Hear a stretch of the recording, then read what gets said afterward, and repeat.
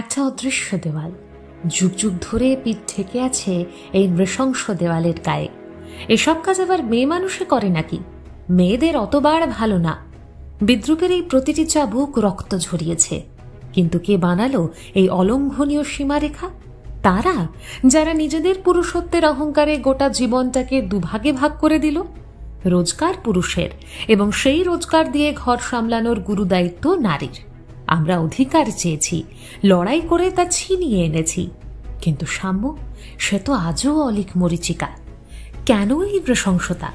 সেই শিশুটি যে এখনো মায়ের নারী ছেঁড়ার ব্যথা ভুলতে পারেনি, তার গলাতেও তীব্র বিষ ঢেলে দেওয়া হয়, জগৎ থেকে বিচ্ছিন্ন করা হয় তার অস্তিত্ব।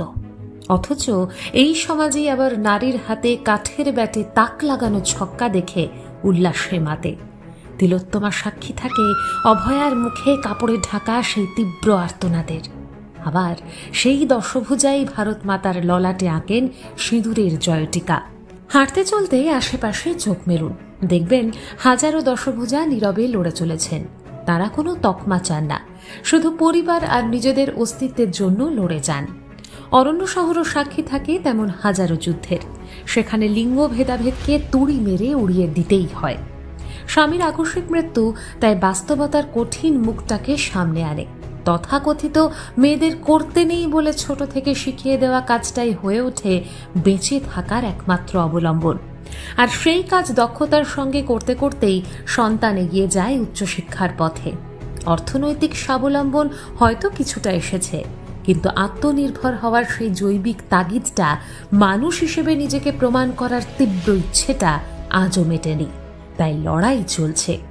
ঝাড়গ্রাম শহরের বছর 56 কল্যাণী ঘোষ 20 বছর ধরে তার জীবন কেটেছে কাটারি আর কাঠের গুঁড়িতে মুরগির মাংস কাটার শব্দে। 2004 সালে স্বামী চলে গেলেন। মেয়েকে মানুষ করার, তাকে শিক্ষিত করার গুরুভার কাঁধে তুলে নিলেন। মাংস কাটতে জানতেন না, শিখে নিলেন। নিজের হাতে কাটারির কৌশল আয়ত্ত করে হাল ধরলেন সেই দোকানের। মেয়েকে ইঞ্জিনিয়ারিং পড়ালেন। মেয়ে আজ সুপ্রতিষ্ঠিত, কিন্তু তিনি দোকান ছাড়েননি। সম্প্রতি ঝাড়গ্রাম জেলা কর্মবিনিয়োগ কেন্দ্রের উদ্যোগে আয়োজিত কিভাবে স্বনির্ভর হব শীর্ষক একটি কর্মশালায় এমন লড়াইয়ের কাহিনী শোনালেন বাকিদের। আমি প্রথম 2004-05 থেকে এই ব্যবসা নেমেছি। এই ব্যবসা নামার সময় অনেক ঝড়ঝাপটা আছে, কিন্তু তাও ওই ব্যবসাটা নিজেকে টিকে রেখেছি, যাতে এই ব্যবসাটা কিছু উন্নতি করতে পারি।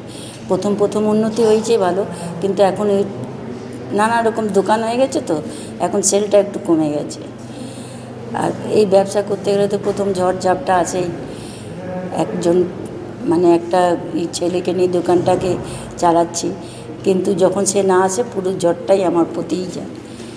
এইভাবে এই ব্যবসাটা, আর তখন আশেপাশে থাকার মতন তো কেউ নাই, নিজেকেই লড়ে যেতে হচ্ছে। শেখালেন ইচ্ছে শক্তি থাকলে কিভাবে মাথা উঁচু করে দাঁড়াতে হয়, কিভাবে পিছুটান আর সমাজের বিধিনিষেধের কঙ্কালসার প্রাচীর ভেঙে এগিয়ে যেতে হয়। লড়াইটা তাই আজও চলছে, ভবিষ্যতেও চলবে। নারী হওয়ার তাগিদে নয়, বরং পূর্ণাঙ্গ মানুষ হিসেবে নিজের অস্তিত্ব অধিকার প্রতিষ্ঠার তীব্র তাগিদে।